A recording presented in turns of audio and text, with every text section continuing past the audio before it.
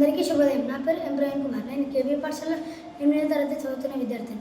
ఈరోజు నేను రైతులు సంతోషంగా ఉంటే సమాజం బాగుంటుందనే అంశం మీద చెప్పబోతున్నాను.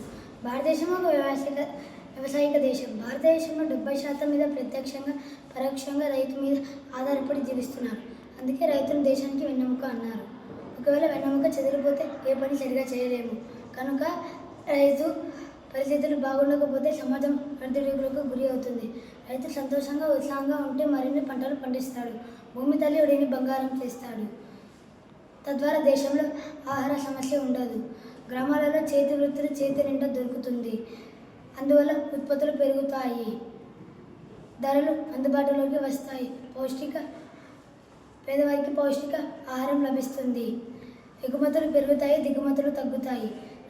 అందుకే రైతు సంతోషంగా ఉంటే సమాజం బాగుంటుందని చెప్తున్నారు. రైతు సంతోషంగా ఉన్నాడంటే అనావృష్టి సమస్య లేదు అని అర్థం. జై హో రైతన్న. రైతన్న నీవే సమాజ భాగ్య విధాతము. రైతన్న నీవే త్యాగమూర్తివి. కృషి శ్రమయే నీ ఆయుధం.